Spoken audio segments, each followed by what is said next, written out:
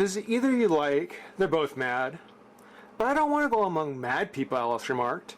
Oh, you can't help that, said the cat. We're all mad here. I'm mad. You're mad. How do you know I'm mad, said Alice. You must be, said the cat, or you wouldn't have come.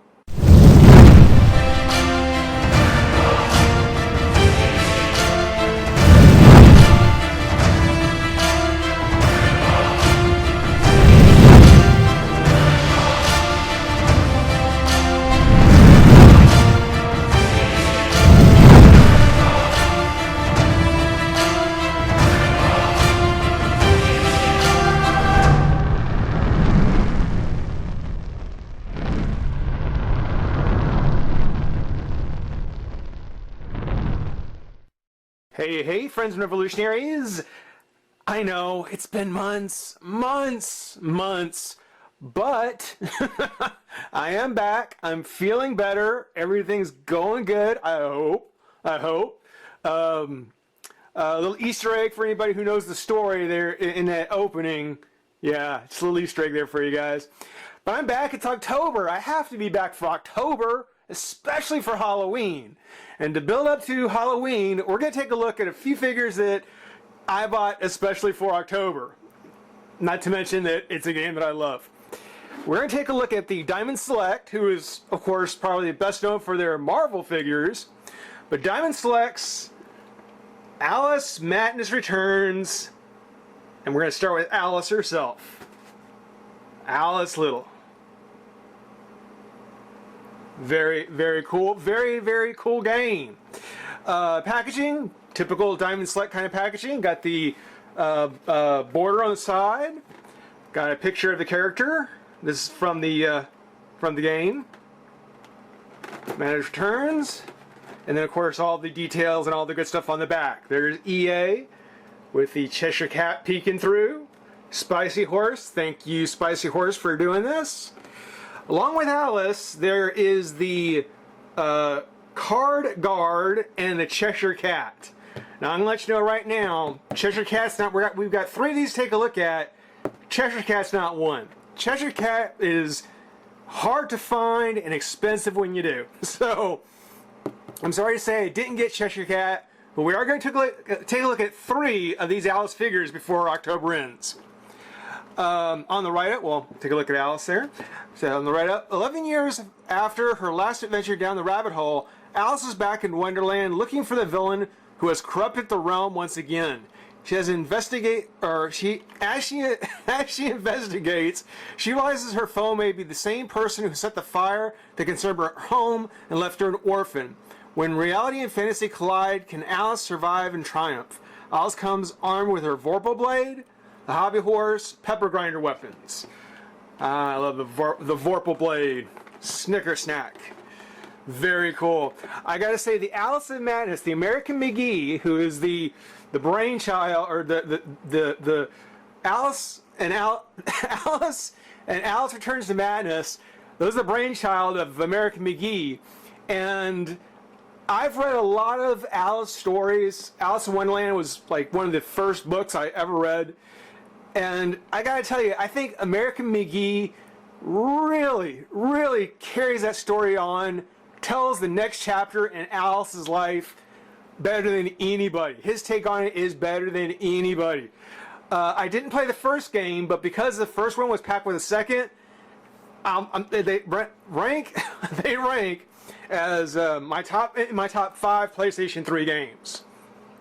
So that just lets you know, Alice Return to Madness especially. The first one, a little bit different, but Return to Madness, really a great game. And I'm glad that Diamond Select is the one who did it this time. The figures from the original Alice, again, real expensive, real hard to find. But now with them coming out here, we're going to be able to pop her open, take a look, and have some fun. So be right back. Okay, we've got Alice out of her pack. And, well, I don't know if it was more Wonderful Landish, in her pack or out, but she's in the real world now. Let the madness begin. But so we've got Alice open, and this is one of those mixed bag figures. This is one of those mixed bags. I like it for what it is, despite the fact there's some serious kind of flaws to it. First and always good things. Well, and that's kind of tricky. First off, I mean, it's a great figure. I mean, it's something where I expect it to have to be, and I'm still going to be, but I expected it to be much more fragile than it is. I mean, the arms are very spindly, very thin. I mean, this is on par with the DC Universe female figures, the Harley Quinn or the Batgirl. So I would say be very gentle. They did hide the joints very nicely. You know me, I like when joints are hidden. There's the twist that's up here on the forearm. There's the hinge on the elbow, which is the only real joint you can see. And there's also a twist here at her forearm, which isn't quite as obvious. I mean, you may see it more on the camera, but in person it is not really that obvious. That's nice. I like that. I really do. The face, it's not a bad likeness. I think the things that I would rather have seen, or I would like to have seen, is if her eyes had been a little more pale green. They're very, very dark green, almost brown when you see them. I wish they would have been a lighter green. And the hair, which, I mean, don't get me wrong, it's made of this nice soft plastic. I do wish the hair was in a more windswept kind of pose. In the game, that's something that you see a lot, is Alice's hair being blown around, the physics of her hair. Not so much here. I mean, you can kind of get the idea. You look at the back. Kind of wind blowing through her hair. But it would have been nicer if it would have been a little bit more so. Or something in the front, maybe. So it's nice, but it's not quite as nice. I think that kind of describes the figure. Figure's nice, just not quite as nice. Here is the traditional Alice outfit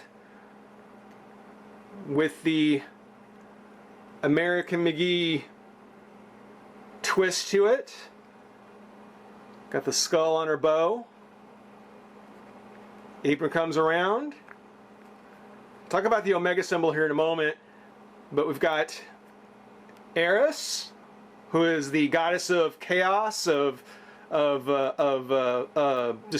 chaos, distrust, whatever, kind of a metaphor for Alice herself in the mad world. And then Jupiter, the god of war, which of course the side has the blood splattered on it. That side is covered in blood where Jupiter is. So we have Alice. It's the female goddess of chaos at war. So it makes some sense. The Omega symbol, I've read a lot of different things about the Omega symbol on Alice, what it's meant to mean, what the purpose of the Omega symbol is. Usually the Omega symbol is like the lowest rung, the end. And when you think of Alice as she is the ruler of her own world, or she's conquering her own world, her own madness, I kind of think the idea that Alice, Alpha, and then the Omega symbol necklace that she only wears in Wonderland kind of makes her the Alpha and Omega of that world. That might be kind of reaching, but the Omega symbol that she wears pretty much in all her dresses while she's in Wonderland, it just seems so strange that it would be Omega, it'd be the bottom rung, the end. But you can see the blue, it's got a nice sharp blue. The white is good. It's very flat colors. There's not a whole lot of highlights. Her hair does have a little bit of reddish in it. Not much, just a little bit of tinge of red. The white is just a stark white. Makes the blood stand out for sure. Her legs, she's got the black and white stockings with the boots. multiple buckled boots, which are actually very cool. Well, talking about the paint job, when you do look here on the side, you can really tell that this one mold, this one Alice mold, was going to be used for a lot of different things, or at least they intended to use it for a lot of different things. Because when you look here, you can kind of see, I'm not sure if you can see, there isn't quite as much blue. Yeah, here you can see it's very blue. Here there isn't as much. There's a white streak going down the side.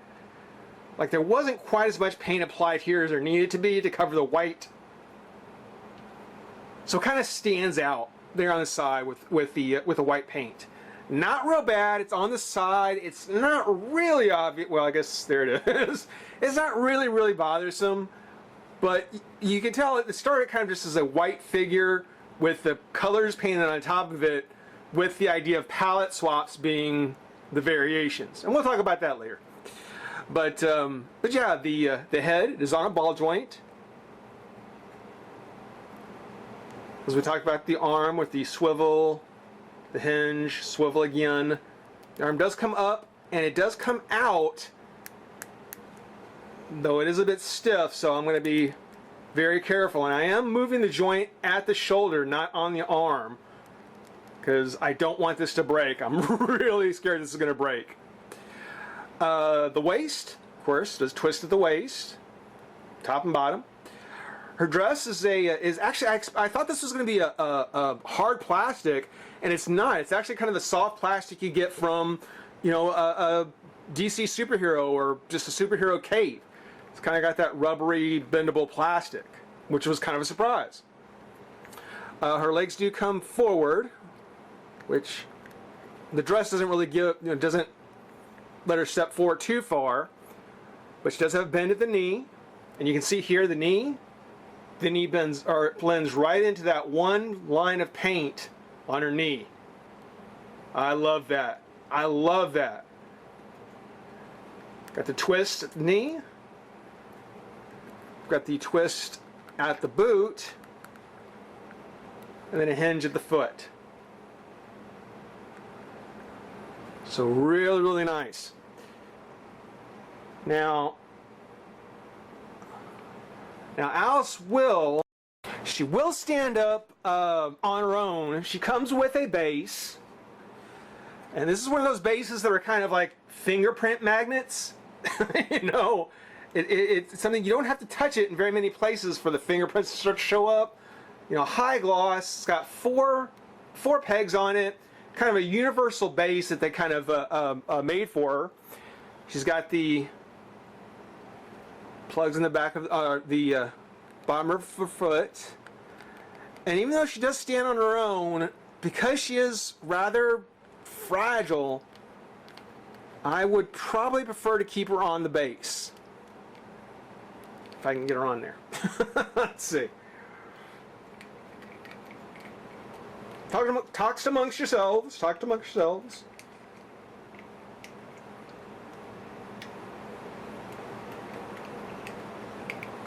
Well, actually, she doesn't want to stand on her base very well. I hadn't tried it before. I would like to keep her on the base, though.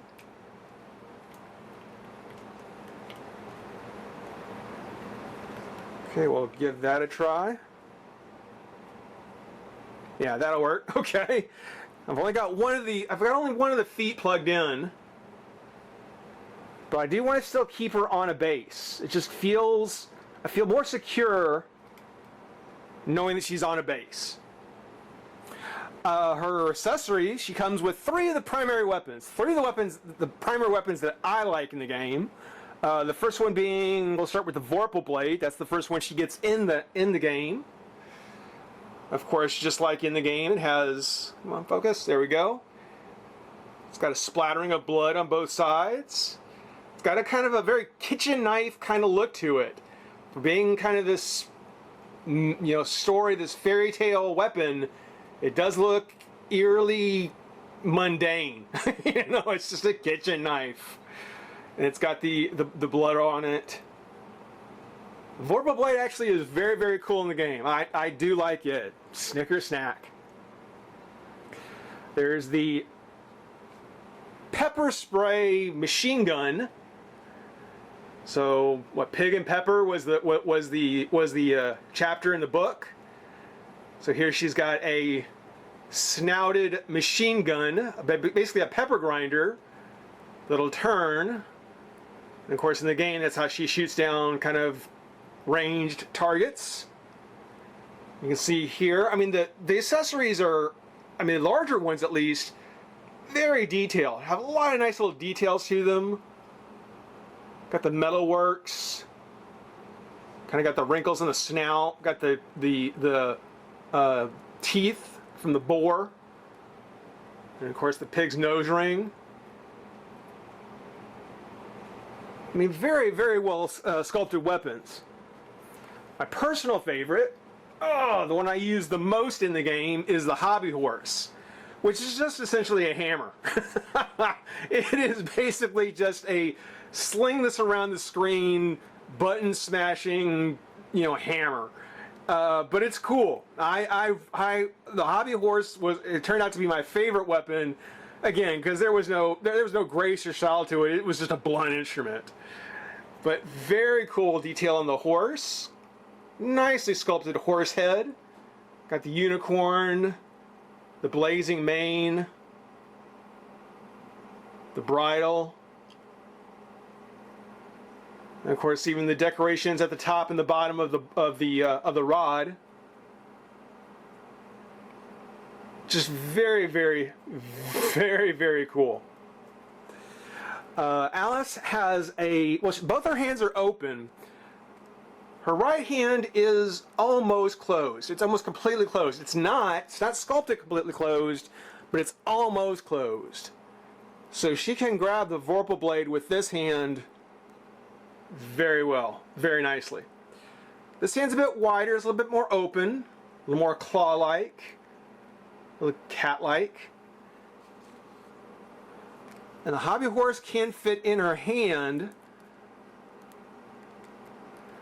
The only downside is that when you're holding when you hold the hobby horse, it doesn't feel very heavy. When you try and put it into her hand, well, there you go. Have her step forward there. Let's see. But when you do try to put it in her hand, you realize it is a heavy accessory. It's not one that, unless I can get her to. Yeah, it's not one I'm gonna probably be posing her with. Not without some real work.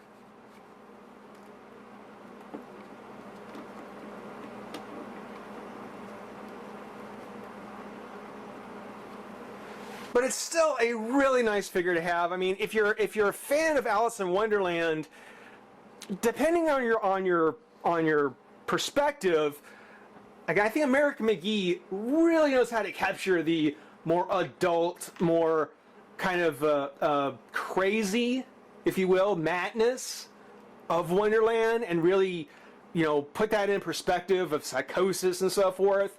It's a really interesting take on it. I love the Alice games. So having the Alice figure, finally now having the Diamond Select one.